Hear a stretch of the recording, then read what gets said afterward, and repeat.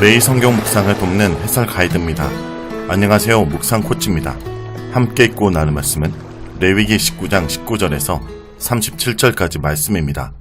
레위기 19장 1절에서 18절이 거룩한 삶을 살라라는 내용이었다면 19절부터 37절은 공동체의 다양한 삶의 지침들과 거룩의 요청이 사회적, 자연적 지평으로 확대되어 자연 보호와 인권 존중, 어른 공경으로 나타납니다. 19절에서 25절 읽겠습니다. 너희는 내 규례를 지킬지어다. 내 가축을 다른 종류와 교매시키지 말며 내 밭에 두 종자를 섞어 뿌리지 말며 두 재료로 직조한 옷을 입지 말지며 만일 어떠한 사람이 다른 사람과 정혼한 여종 곧 아직 속량되거나 해방되지 못한 여인과 동침하여 설정하면 그것은 책망을 받을 일이니라. 그러나 그들은 죽임을 당하지는 아니하리니 그 여인이 해방되지 못하였기 때문이니라.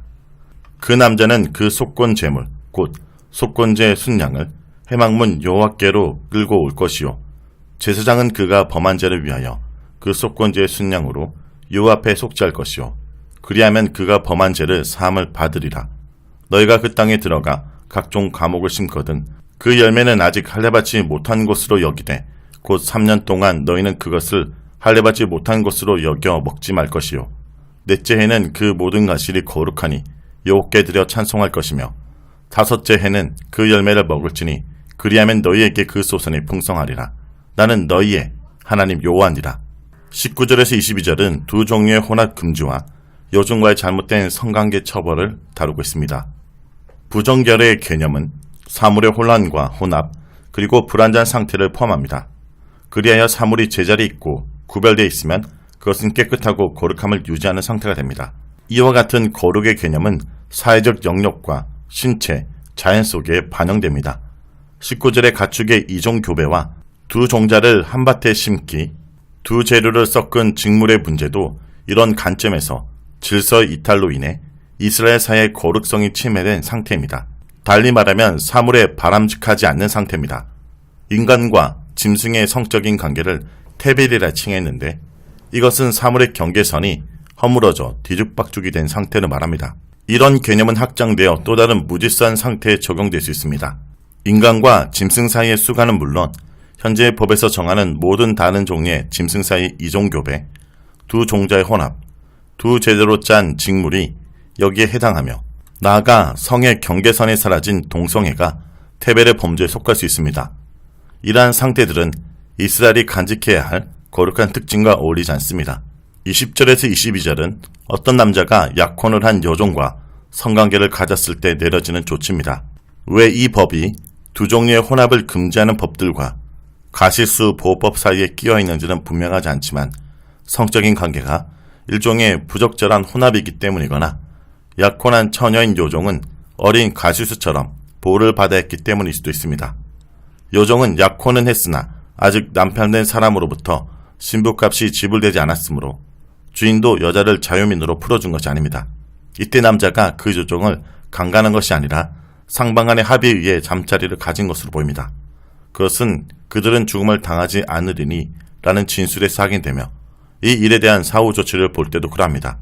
신명기 22장에서는 약혼을 한 자유 신분의 어떤 여자와 성관계를 가질 때 남자와 여자 모두 사형에 처하도록 명령합니다. 여기서는 자유민이 아닌 약혼을 한 여종이므로 두 사람을 사형에 처하진 않습니다. 그 여종을 강간했다면 약혼남에게 처녀성을 훼손시킨 책임으로 일정한 속전을 내야 했을 것입니다. 그러나 현 사항은 하간입니다. 따라서 책임에 대한 피해 보상은 따르지 않으며 여자가 자유민이 아니기 때문에 사형은 면하나 남자가 대표로 속건제를 바치므로 그 죄로부터 면책됩니다. 속건제를 바쳐야 하는 이유는 두 사람이 하나님께 한 결혼 사약을 깨뜨림으로써 하나님에 대한 믿음 위반이라는 죄를 지었기 때문입니다. 23절에서 25절은 가시수 보호법입니다. 가시수를 심는다면 3년 동안은 열매를 거두지 말아야 합니다.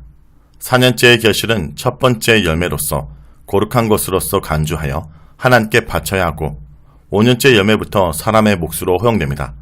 처음 3년 동안 그 가시수는 할례받지 못한 나무로 여겨야 합니다. 할례는 실제적 의미뿐 아니라 구약 여러 곳에서 상징적인 의미로 사용됩니다. 마음의 할례, 기계 할례 등과 같은 표현들이 나옵니다. 원래 가축의 첫 태생은 출생 후 7일 동안은 제물로 바칠 수 없으며 8일째부터 가능합니다. 이것은 첫 태생 이후 태어난 가축들도 마찬가지일 것입니다. 남자아이는 출생 후 8일째에 할례를 받아 언약 백성의 일원이 됩니다. 3년생까지 가시수의 가일은 마치 아직 어머니 뱃속에 있거나 이제 갓 태어난 신생아처럼 취급하게 됨을 의미합니다. 4년째의 열매는 마치 첫 새끼처럼 자동적으로 하나님께 속한 것으로서 하나님께 성물로 바쳐야 하며 5년째 열매부터 사람이 즐길 수 있습니다. 어린 가시수 열매를 따지 못하게 하는 이면에는 지혜로운 농사법이 놓여 있습니다. 가시수가 튼튼히 자리를 잡아 깊숙이 뿌리를 내리도록 처음 3년은 충분한 양분을 제공할 필요가 있어서 어린 나무 열매를 따는 것은 현명한 가수농법이 아닙니다. 그러나 그 이상의 의미도 있습니다. 인간의 탐욕을 억제하고 자연을 배려하고 존중하기 위함일 것입니다. 이 법은 생태학적, 윤리적 교훈이 묻어나오는 법입니다. 26절에서 37절에 있겠습니다. 너희는 무엇이든지 핏째 먹지 말며 점을 치지 말며 술법을 행하지 말며 머리갈을 둥글게 깎지 말며 수염 끝을 손상하지 말며 죽은 자 때문에 너희의 살에 문신을 하지 말며 무늬를 놓지 말라. 나는 여호와니라. 내 딸을 더럽혀 창녀가 되게 하지 말라. 음행이 전국에 퍼져 죄악이 가득할까 하노라. 내 안식일을 지키고 내 성소를 기이 여기라. 나는 여호와니라. 너네 신접한 자와 박수를 빚지 말며 그들을 추종하여 스스로 더럽히지 말라. 나는 너희 하나님 여호와니라. 너는 샘머리 앞에서 일어서고 노인의 얼굴을 공경하며 내 하나님을 경외하라. 나는 여호와니라. 거류민이 너희 땅에 거류하여 함께 있거든 너희는 그를 학대하지 말고 너희와 함께 있는 거류민을 너희 중에서 나은 자같이 여기며 자기같이 사랑하라. 너희도 애굽 땅에서 거류민이 되었느니라. 나는 너희 하나님 여호와니라. 너희는 재판할 때나 길이나 무게나 양을 잴 때 불의를 행하지 말고 공평한 저울과 공평한 추와 공평한 에바와 공평한 흰을 사용하라. 나는 너희를 인도하여 애굽 땅에서 나오게 한 너희의 하나님 여호와니라. 너희는 내 모든 규례와 내 모든 법도를 지켜 행하라. 나는 여호와니라. 26절에서 31절은 점술과 마술 그리고 이방 간행의 금지입니다. 짐승을 픽제 먹지 말라는 명령은 피 자체의 섭취가 아님이 분명합니다. 피를 먹는다라는 것은 피와 함께 고기를 먹는 것을 말합니다. 피체로 번역된 히브리 아칼 하담에서 전치사 알은 해석이 몇 가지로 나눕니다. 첫 번째, 피와 함께 고기를 먹지 말라는 의미입니다. 둘째, 피 곁에서 고기를 먹지 말라는 뜻으로서 피를 뽑은 뒤 제단에 아직 뿌리지 않는 상태에서 피가 담긴 사발 곁에서 고기를 먹지 말라는 의미입니다. 셋째, 문자 그대로 피 위에서 고기를 먹지 말라는 뜻으로 볼 수 있습니다. 이 중 셋째가 문맥에 가장 부합한 해석입니다. 이 피의 문제가 수반되는 고기 섭취 행위는 이어지는 점술과 및 마술과 직접적으로 관련되어 있습니다. 가난제에서 사람들은 구더기를 판 뒤 짐승 도발 의식을 거행할 때 피를 구덩이 속에 쏟았습니다. 악귀들이 그 구덩이 속에 있는 것으로 보고 쏟아진 피는 그들을 불러냈고 그들은 피를 먹고서 미래의 일을 예언해 주었습니다. 이때 그 제의 장소에 참여한 사람들은 그 피 위에서 고기를 나누어 먹었습니다.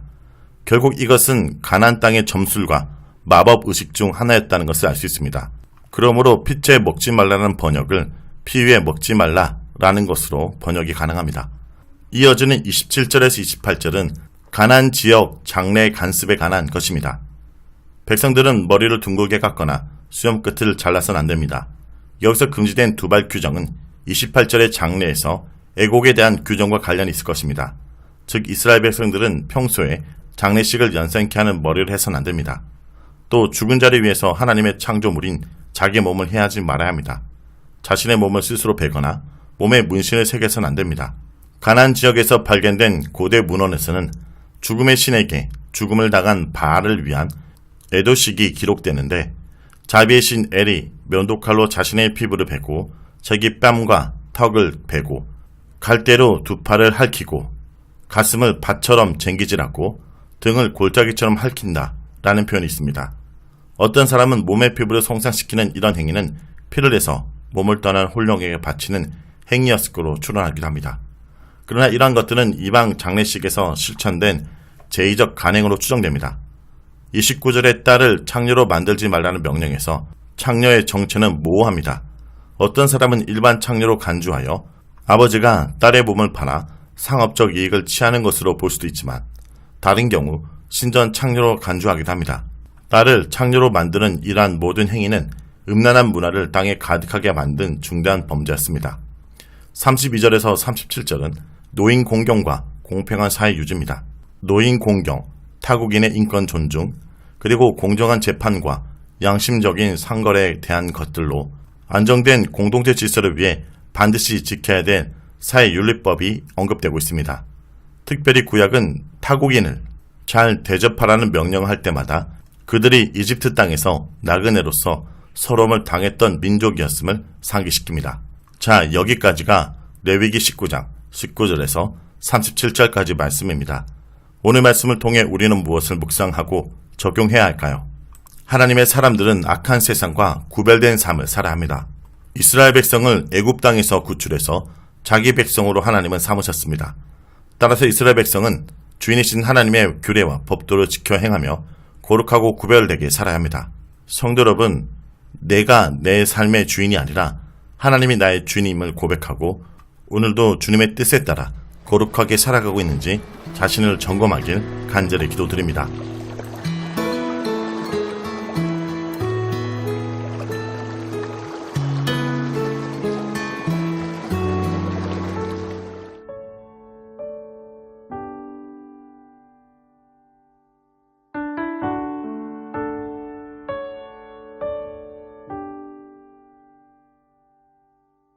사랑은 여전히 사랑이어서 그대 기쁜 마음을 쉬게 해. 늦겨울 지나면 새 봄이 오듯 저기 어딘가 여전히 반짝이지. 그대 모습 힘이 아름다워 마치 잊혀진 얘기 같아도 한 줌의 용기와 한 방울의 눈물 그 눈으로 보게 되면 사랑은 여전히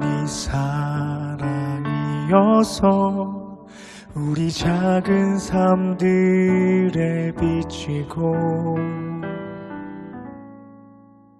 깊은 밤 지나면 새날이 오듯 여기 손에 닿을 듯 가까이 손짓하며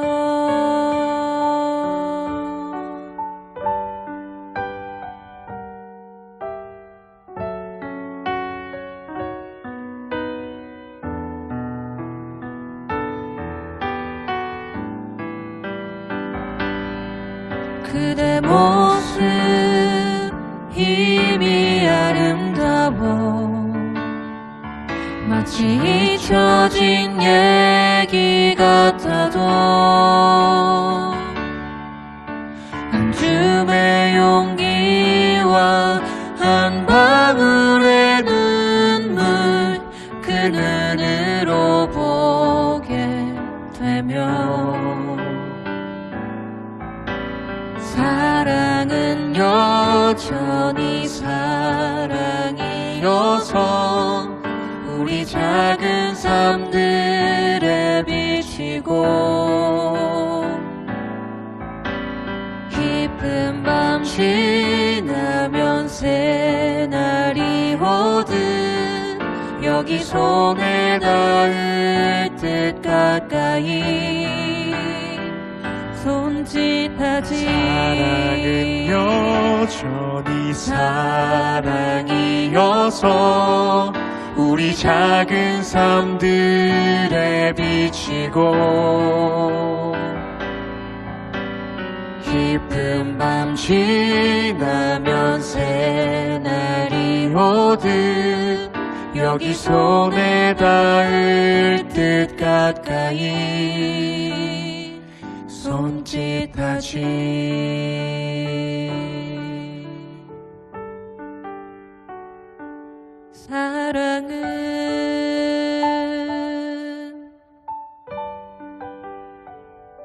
사랑은